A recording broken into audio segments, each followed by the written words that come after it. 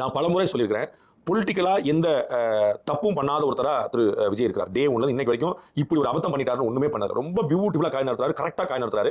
எல்லாருமே அவர் புல்லி பண்ணி பார்க்கறாங்க. திருப்பரங்குன்றத்துக்கு பேசினியா, ஆணவ படுகொலைக்கு பேசினியா, மத பிரச்சனையில பேசினியா அப்படின்னு. அது கேட்கறதுக்கு வந்து ஒரு மாதிரி காமெடியா தெரியல. ஆனா அது வந்து ஒரு நூதனமான பாலிடிக்ஸ். அது வந்து பியூட்டிஃபுல்லான பாலிடிக்ஸ். அதனால தான் 2 தரப்பும் ஒரு பக்கமே நிக்குது பார்க்கிறோம். முதல் முறையாக சிறுபான்மை வாக்குகளும் வந்து நிக்குது பார்க்கிறோம். அவருக்கு இந்துக்களுடைய ஆதரவும் இருக்குன்னு பார்க்கிறோம். அது வந்து ரொம்ப எந்த ஒரு தப்பும் இல்ல. அண்ட் டைவர்ட் ஆகாம இருக்க ரொம்ப முக்கியம். ஆனா ஏடிஎம்கே டைவர்ட் ஆகுது. நாம் தமிழர் ரொம்ப டைவர்ட் ஆச்சு. நாம் தமிழருடைய எதிரியா திமுக தான் இருந்துச்சு. ஆளுங்கட்சி அப்படிங்கறனால அவர் வந்து விஜய்க்கு எதிராகவே கம்பு சுத்தி இருந்தார். நான் பலமுறை குறிப்பிட்டேன். இதன் மூலம் உங்களுக்கு இழப்பு தானே தவிர என்ன நாம் தமிழர் தான் திமுகவை எதிர்க்கும் அப்படிங்கறது போய் நாம் தமிழர்ங்கிறது தாவேக்காவை எதிர்க்கும் அப்படின்னா உங்களுக்கு தான் ஒரு மதிப்பு கம்மி. நான் பலமுறை குறிப்பிட்டேன். ஸ்டாலின் எதுக்கு மோடி எதிர்க்கிறார். அப்ப சீமான் வந்து விஜய் வந்து குறிவிக்கிற மூலமா தன்னோட ஸ்டேச்சர் கீழ வச்சிருக்கார். ஸ்டாலின் குறிவிச்சா இன்னும் மேல வந்து நிக்குது. அதுதான் ரொம்ப முக்கியமானது.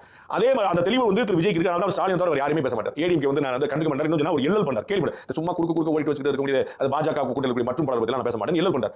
அவரை புறக்கணிச்சிட்டு திமுக குறிவிக்கிறதா ஏடிஎம்கே செய்ய வேண்டியா இருக்கும். அவர் போற டிராப்ல அதிமுக கரெக்ட்டா விழுது. அவர் ஒரு டிராப் போட்டு சும்மா சின்ன பையன் ஓரமா போறாங்க பாருங்க. இன்னைக்கு டிஎம்கேவை எதிர்க்கிறதுக்கு வல்லமை கொண்டது யார் அப்படிங்கறத கேள்வி. டிஎம்கே ஆட்சி இருக்குது. டிஎம்கே ஆட்சி தொடரணுமா மாறணுமாங்கிறது கேள்வி. அப்ப வந்து மாறணும் அப்படின்னு சொல்லி தான் யாருக்கு அப்படின்னு கேள்வி. தொடர்ங்கிறதுக்கு டிஎம்கே இருக்கு. மாறணும் யாருக்கு? அந்த இடத்துல 2 பேர் போட்டி நிக்கிறாங்க பிரதானமா. அண்ணன் சீமான் மூணாவதா நிக்கிறார். அப்ப வந்து ஏடிஎம்கேவா தாவேக்காவா இடத்துல தாவேக்கா தன்னை அழகா போர்ட்ரே பண்ணுது. ஆனா நான் தான் ஸ்டாலினை சேலஞ்ச் பண்ண முடியும் அப்படின்னு அவர் அழகா போர்ட்ரே பண்ணிட்டு வரார். ஏடிஎம்கே என்டிஏ அந்த இடத்துல மிஸ் பண்ணுது. அந்த விஷயத்துல விஜய் ரொம்ப கரெக்ட்டா மூவ் பண்றார்.